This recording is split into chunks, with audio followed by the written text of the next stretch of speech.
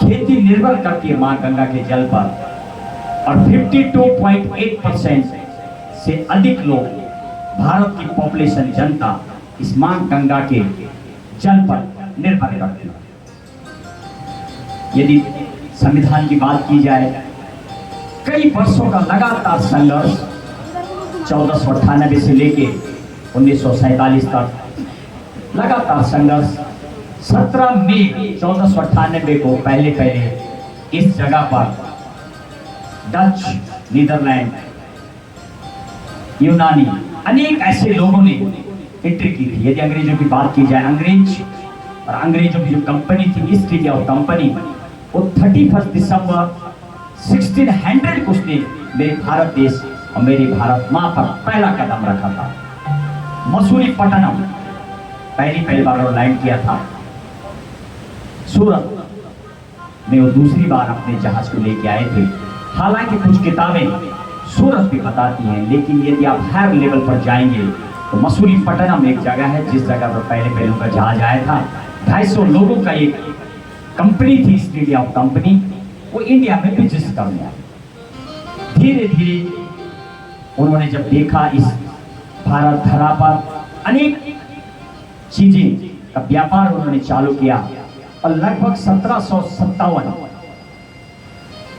तक पूरी तरीके से उन्होंने ईस्ट इंडिया कंपनी का राज रहा है। और फिर 1858 से लेकर सीधे 1947 तक डायरेक्ट ब्रिटिश जो वहां की महारानी थी उनके कंट्रोल में, यानी ब्रिटिश के कंट्रोल में पूरा शासन चलता था। देश का 2 हिस्सों में चलती थी।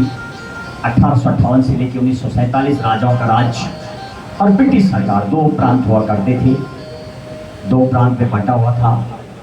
और जब पहले संविधान का निर्माण किया गया, आज सप्त चिन्हों का भी पूरा विस्तृत वर्णन करेंगे। 7 चिन्ह जब देश का संविधान लिखा गया था, उसी समय इन सब चिन्हों का वर्णन किया गया, यानी 7 चिन्हों को शामिल किया गया था। देश की गरीब जनता भी थी, अनेक जाति में बटा हुआ ये भूभाग। संविधान एकमात्र एक पुस्तक नहीं है, मेरे भारत देश, मेरे भारत माँ का वो वस्त्र है, वो कवच है जिससे 140 करोड़ भारतीय तो चलते ही हैं, लेकिन पूरी दुनिया जो इस धरा पर आते हैं उनको भी कई अधिकार दिए जाते हैं। इसलिए भी संविधान अति आवश्यक था। यदि आजादी से पहले बात करेंगे तो 1919 में, 1935 में गवर्नमेंट ऑफ इंडिया एक्ट भी आया था और लगभग 64% जो 1935 हमारा act government of India act था उससे लिया गया, जो अभी भी हमारा कानून है।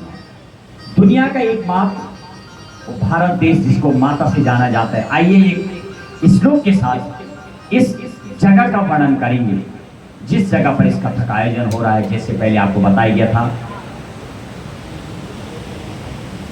26 जनवरी 1930 को रावी नदी पर पहले देश के वासियों ने अपने देश का प्रथम स्वतंत्रता दिवस मनाया था। और ये भारत की दूसरी कथा भी मेरी मां गंगा के तट पे हो रही।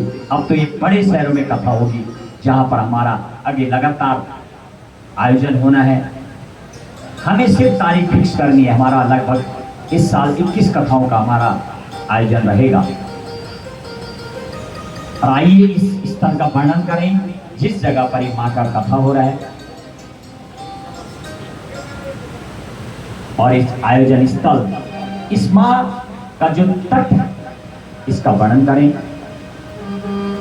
आयोजन स्थल का परिचय जो हमारे YouTube चैनल गंगा 24 एक्सप्रेस से लगातार देखते हैं, आइए उस जगह का आपको दर्शन कराएं। दिखाइए मां गंगा का थोड़ा तट हो, देखिए मां गंगा जिस तरह से मां गंगा बह के पूरे देश भारतवर्ष में कवर करती है, ऐसे ही ये कथा भी पूरे देश में आने वाले दिनों में एक दिन का जागरण के रूप में, संविधान जागरण के रूप में, संविधान लीला और सप्त दिवसीय रूप में हम इसको व्रत रूप में करेंगे। हमें करना नहीं है, हमें तो सिर्फ अपना अभ्यास करना है। और आइए इस तक का थोड़ा वर्णन करें।